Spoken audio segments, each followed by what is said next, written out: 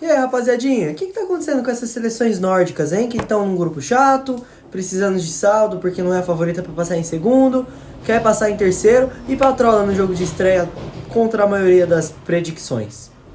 Cara, a Noruega enfrentou o Iraque, que é uma seleção extremamente fraca, mas desempenhou um futebol do qual eu não esperava, tá? Mano, deu alegria, velho. Me deixou, mano, muito zica assistir esse jogo da Noruega. E vamos fazer os comentários, vamos fazer análise tática do que fez esse jogo ser tão da hora de se assistir. Porque, por exemplo, houveram outros jogos de até seleções maiores que não tiveram essa beleza toda, não, velho. Não foi tão legal de assistir como o jogo da Noruega e do Iraque e como foi também o jogo da Suécia, tá? Vamos lá, vamos fazer análise tática. Bom, como eu disse, o contexto do grupo era algo que pressionava a Noruega, né? E se o Iraque quisesse sonhar e enfrentar o adversário mais fraco dos próximos dois. Então tinha sim a possibilidade de ser um adversário chato contra a Noruega. A Noruega que precisava golear pelo fator de os três melhores quartos os quatro melhores terceiros colocados passam de fase. E a Noruega vai enfrentar Senegal, vai enfrentar uma França, então são dois adversários extremamente chatos. Então é importante que comece com o pé direito e goleando, porque no caso se empatar contra Senegal, se conseguir arrancar esse empate, eu acredito que a maioria das seleções que vão passar nesse terceiro lugar vão conseguir conquistar 4 pontos. E eu preciso falar do domínio que tem o Haaland taticamente com a Noruega, né? A Noruega tem o melhor centroavante do planeta e tenta usar isso a seu favor de acordo com as peças que tem, né? A gente sabe que além de Odegaard, Haaland e Sorloth, é difícil nós vermos jogadores bons nessa Noruega, por mais que o Bodo Glimt tenha uma base imensa, né, de jogadores que estão na seleção, fez uma boíssima fez uma boíssima Champions League, né? Só que tem um fator do qual eu preciso comentar. Nos países nórdicos, os frios lá são extremos. E um dia de calor é coisa de nem 20 graus, tá ligado? Coisa que a gente passa, a maioria dos países aqui do Brasil passa bem mal, né? Então o frio lá é frio de neve, é o norte da Europa, né? É onde mais neva, é ali próxima região da Rússia, Finlândia, própria Suécia. E eles vêm para essa Copa do Mundo diante de um calor extremo, né? A gente viu imagens na preparação para a Copa do Mundo da seleção da Noruega treinando sem camisa e no intervalo para hidratação, intervalo dos jogos, os jogadores com a mochilinha de gelo, né? Um colete de gelo que ficava em volta do corpo inteiro, eles precisaram preparar isso, né? Antes deles se prepararem fisicamente e futebolisticamente, eles precisam se preparar corporalmente, né? Para poder enfrentar esses jogos, essas partidas da melhor maneira. Mas enfim, a gente sabe o quão forte o Haaland é, né? E o quão rápido ele pode ser. Só vai faltar um pouco de técnica, coisa que ele também não é o pior do mundo, né? Ele não é aquele grandalhão, né? Que só joga de costas. Por mais que, cara, ele é muito completo, por incrível que pareça. Eu gosto muito do Haaland. E a seleção norueguesa jogou num 4-4-2 para aproveitar o Sorloth.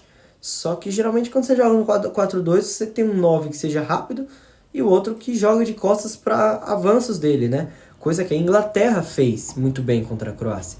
Então, quando você tem um cara como o Haaland no seu time, você pode sim exigir que ele pise lá no meio-campo para jogar de costas, dominar um chutão e puxar 2, 3 com ele, porque ele é esse cara, para você liberar a ala, para você liberar extremos espaços nas costas da zaga, para que ou você, que é um craque, jogue sozinho, ou seus pontas passem em velocidade, né? E no começo do jogo o Sorloth fazia isso porque o Haaland é um cara muito rápido, né? A gente via ele no Borussia, às vezes, caindo sempre muito como ponta esquerda, e é algo que o Gyökeres fazia no Sporting, né? É por isso que eu gosto muito, talvez, esses dois jogadores, por terem esse conjunto de características do qual é muito difícil a gente ver. E aí é que entra a articulação do Odegaard, né? O Odegaard que era o cara responsável por vir buscar essa bola lá no campo de defesa e criar essas transições rápidas, porque é a característica da Noruega, né? Que é um time muito ofensivo, para não ficar exposto, não deixar espaço ali no seu meio, acaba que abaixa assim essa linha e tenta jogar com mais tranquilidade, tenta ser mais, sabe, articulador. E o Odegaard é papel fundamental para que esse jogo da Noruega funcione, né? Então ele controlou o meio de campo, ele achou passes inimagináveis, incríveis. Ele que não vem de uma boa temporada pelo Arsenal, inclusive reserva em alguns momentos, mas ele sempre foi o cara que quebrou um bloco defensivo do Iraque. O Iraque que fazia muita pressão na saída de bola da Noruega, porque sabe da qualidade que esses caras podem ter se eles chegarem lá no ataque, mas que tem uma carência de caras que tirem o coelho da cartola, de caras criativos do ataque para trás, né? Então, a estratégia que o Iraque adotou foi subir essa pressão, não deixar a Noruega jogar, não deixar a Noruega passar do meio campo, porque sabia que se passasse ia ter problemas. Mas que devido a essa carência, se pressionasse da melhor forma, podia sim anular os caras. E acho que isso funcionou nos 10 primeiros minutos, né? Porque você acaba que cansa você subir uma pressão alta, e se você sobe uma pressão alta, você precisa ser um time ofensivo, coisa que o Iraque não é. Então, quando recuperava a bola, também tinha uma carência ofensiva, porque não sabia o que fazer, e não tinha um Odegaard, ou um Haaland, ou um Sorloth para jogar de costas e para cadenciar esse jogo. Então tinha que se virar com o que tinha a seleção do Iraque. E acaba que a partir de um momento cansa e com a pressão alta se expõe. E aí começou a crescer na partida da Noruega a partir dos 10, 15 minutos, né? Começou a correr, achou espaços, o Haaland conseguiu vir buscar de costas para liberar os pontas. Em alguns momentos o próprio Haaland fazia essa corrida e tinha muitas dificuldades, né? Porque aí o Iraque precisou abaixar a linha e ter que apanhar. E nessa de ter que apanhar, o Haaland teve uma bola e abriu o placar e aí não teve como, né? Aí o Iraque também teve que se viu atrás do placar, correndo contra o tempo, tinha que sair para jogo e deu a sorte, tá? Eu vou falar que deu a sorte, gente, de ter feito um gol, né? Um gol que é mérito do Iraque total, mas é muito de uma falha defensiva da Noruega, né? Na minha visão. E eu acho que é isso que faz a Noruega crescer ainda mais no jogo. Acho que é ter tomado o gol, né, mesmo porque já tinha bolas, claro, pressionado, mas tinha o controle do jogo, sabia dominar as ações do jogo. O volume maior era norueguês, só que quando se viu atrás do placar de novo, né, o placar igualado, com o Iraque tendo a oportunidade de crescer no jogo, e de certa forma o Haaland sumido, por mais que ele tinha feito um gol, aí os caras perderam a noção do perigo, né, e aí se tornou um time muito mais acordado, né, acho que demorou para acordar. Demorou para entrar 100% no jogo a Noruega. Só que quando chega no Haaland, ele resolve e pode ser que esconda esse tipo de carência, esse tipo de problema. E ele tá lá para isso.